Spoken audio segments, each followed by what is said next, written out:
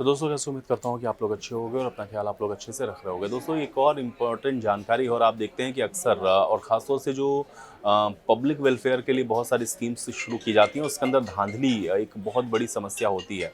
और इसलिए मैं आपको बता दूं कि अब इसको रोकने के लिए एक अलग तरीके की जो पहल है वो शुरू की गई है। और इससे क्या होगा ये मैं आज आपको बताता हूँ। देखिए मनरेगा में आपने देखा कि पिछले दिनों कुछ जो गड़बड़ी है उसकी शिकायतें सामने आई थी और ये कहा जा रहा था कि मनरेगा के अंदर बहुत सारी जो धांधली है वो हो रही।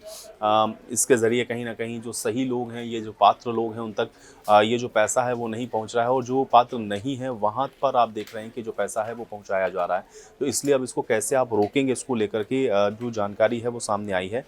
और हरियाणा के विकास और पंचायत मंत्री की तरफ से ये बताया गया है कि मनरेगा मजदूरों की हाजिरी में अब किसी तरह की कोई धांधली नहीं हो सकेगी, क्योंकि अटेंडेंस में ही ये ज़्यादातर आप देखते हैं कि धांधली होती थी, क्योंकि फिजिकली वहाँ पर कोई वेरिफिकेशन इस तरीके का पॉसिबल होता नहीं था।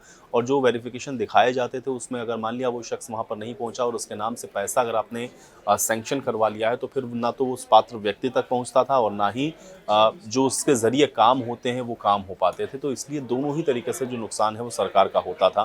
तो अब सरकार ने इसके लिए विशेष मनरेगा मोबाइल मॉनिटरिंग सिस्टम, तो मनरेगा मोबाइल मॉनिटरिंग सिस्टम यानी कि जिसको हम लोग MMMS इसके नाम से भी जान रहे हैं, एक ऐप ऐसा है जिसको अब डिज़ाइन किया गया है सरकार के कहने पर।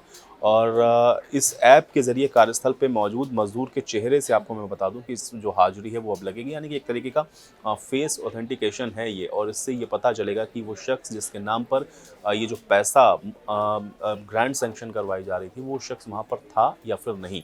तो ये चीज़ बहुत इंपॉर्टेंट है। और ये भी बताया गया है कि कार्य को पारदर्शी तरीके से बनाने के लिए ये जो योजना है उसकी शुरू की गई है। और इस ट्रायल को आपको मैं बता दूं कि देश के अंदर सबसे पहले हरियाणा में टोहाना जो विधानसभा है वहाँ से शुरू किया जाना है।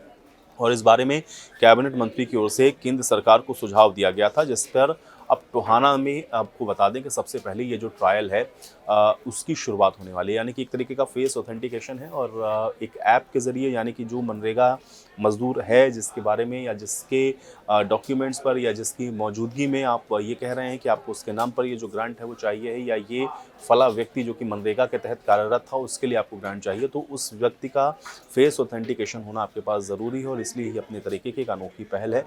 पारदर्शिता आ रही है इससे। दूसरा ये है कि इससे जो भ्रष्टाचार है उसको बहुत हद तक जो लगाम लगाने में एक जो कामयाबी है वो मिलने वाली है।